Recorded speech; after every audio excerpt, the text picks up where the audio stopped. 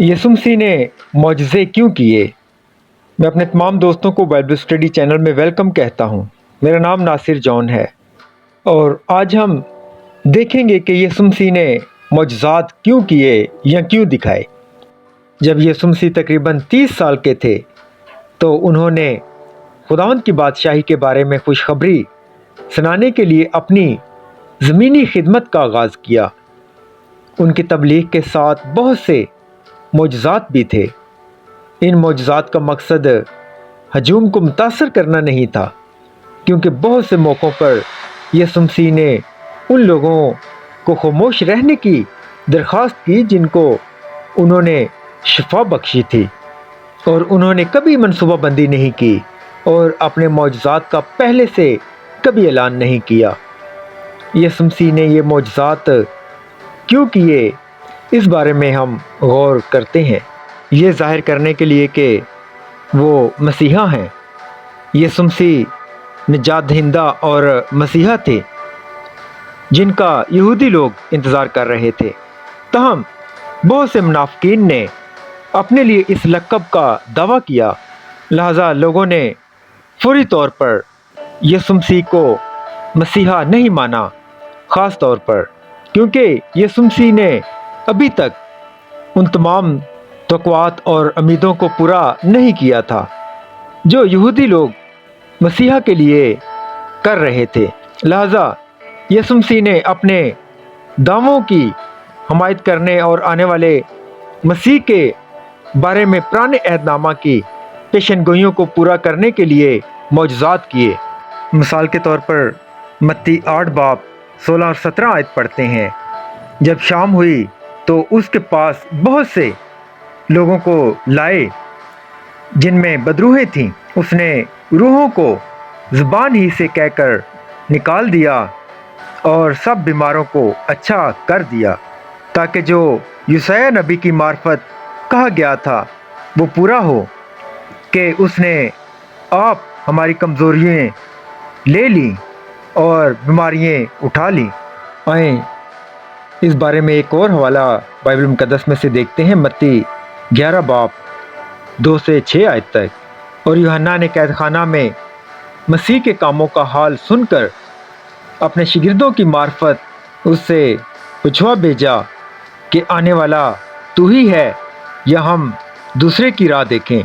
यीशु ने जवाब में उनसे कहा कि जो कुछ तुम सुनते और देखते हो जाकर यूहन्ना से बयान कर दो।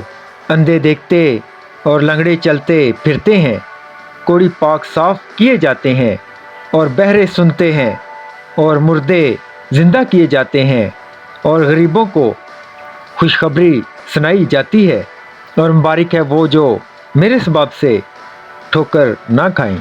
यूहन्ना के शक को दूर करने के लिए यीशु मसीह ने इन मौजज़ात को बयान किया जो उन्होंने किए थे, जो यशायाह की मसीहाई पेशनगोइयों को पूरा करते थे। आए इस बारे में यशायाह 29 बाब 18 और 19 आयत देखते हैं। और उस वक़्त बहरे किताब की बातें सुनेंगे और अंधों की आंखें तरीकी और अंधेरे में से देखेंगी। तब मस्कीन खुदावंद में ज़्यादा खुश होंगे और गरीब व मोहताज इसराइल के कदूस में शादमान होंगे। आए इसी तरह एक और हवाला भी देखते हैं। यशायाह 35 बाब 5 और 6 आयत। उस वक़्त अंधों की आंखें खुली जाएंगी और बहरों के कान खोले जाएंगे। तब लंगड़े हिरन की मानेद चौगड़ियाँ भरेंगे और गूंगों की ज़बान गाएगी, क्योंकि बियाबान में पानी और दश्त में नदियाँ फूट निकलेंगी। और इस तरह ये सबूत थे कि यीशु वाकई ही मसीहा हैं। बहुत सारे लोग उनके मौजज़ों के कायल थे, जिसका ज़िक्र यूहन्ना 7 बाब 31 आयत में है। मगर भीड़ में से बतेरे उस पर ईमान लाए और कहने लगे कि मसीह जब आएगा तो क्या इनसे ज़्यादा मौजज़े दिखाएगा जो इसने दिखाए। यीशु मसीह ने یہ بھی ظاہر کیا کہ وہ خداوند کے بیٹے ہیں۔ یسوع ایک آدمی تھے لیکن وہ خدا بھی تھے۔ یہ بات باہر سے نظر نہیں آ رہی تھی۔ یسوع مسیح کے خدا کے بیٹے ہونے کے دعوے کو مذہبی رہنماؤں نے توہین رسالت سمجھا، اور یہاں تک کہ اس کے اپنے بھائیوں نے بھی سوچا کہ وہ اس کے ذہن سے باہر ہیں، جس کا ذکر مرکز 3:21 میں ہے۔ آئیں دیکھتے ہیں۔ جب اس کے عزیزوں نے یہ سنا تو اسے پکڑنے کو نکلے، کیونکہ کہتے تھے کہ وہ بے خود ہے۔ یسوع مسیح کے معجزات نے ثابت کیا کہ ان کے پاس واقعی مکوف الفطرت طاقت تھی اور وہ واقعی خداوند تھے۔ اس کا مظاہرہ کرنے والے 2 معجزات کا تعلق طوفانی سمندر سے ہے۔ ایک موقع پر یسوع مسیح ایک طوفان کے دوران ایک کشتی میں سو رہے تھے۔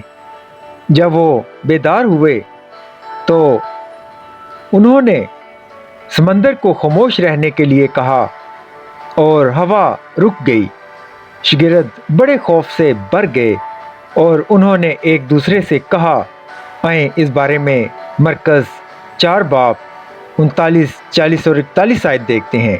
اس نے اٹھ کر ہوا کو ڈانٹا اور پانی سے کہا، ساکت ہو، تھم جا۔ پس ہوا بند ہو گئی اور بڑا امن ہو گیا۔ پھر ان سے کہا، تم کیوں ڈرتے ہو؟ اب تک ایمان نہیں رکھتے؟ اور وہ نہایت ڈر گئے اور آپس میں کہنے لگے، یہ کون ہے کہ ہوا اور پانی بھی اس کا حکم مانتے ہیں؟ وہ بلا شبہ بائبل کی کئی آیات سے واقف تھے جو واضح طور پر خدا کی طرف اشارہ کرتی ہیں۔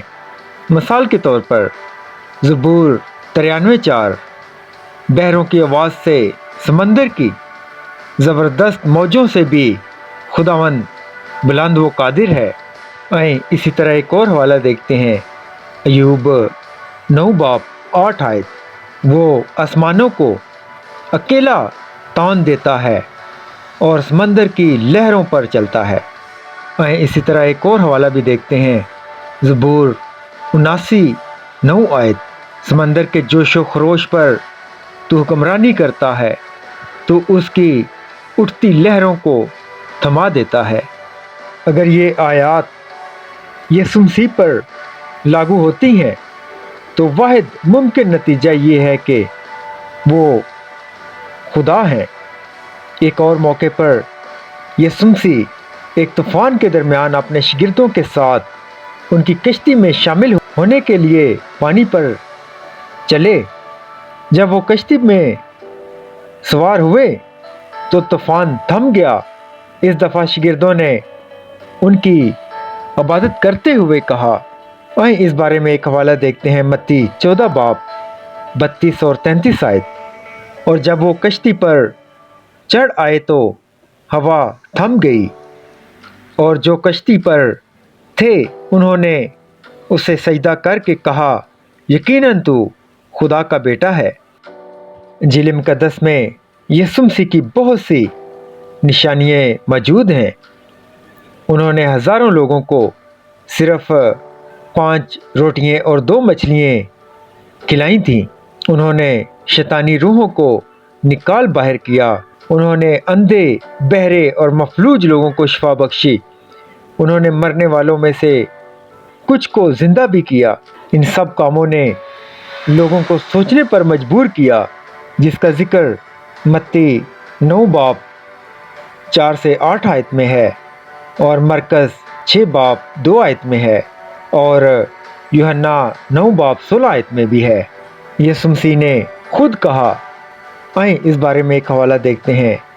یوحنا رسول کی انجیل 14:11 میں، میرا یقین کرو کہ میں باپ میں ہوں اور باپ مجھ میں، نہیں تو میرے کاموں ہی کے سبب سے میرا یقین کرو۔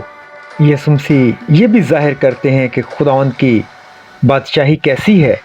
مسیح اور خدا کے بیٹے کے طور پر یسوع مسیح کی شناخت کو ثابت کرنے کے علاوہ उनके मौजज़ात हमें इस नई ज़मीन की झलक भी फ्राहम करते हैं जो खुदावंद तख्लीक करने जा रहे हैं।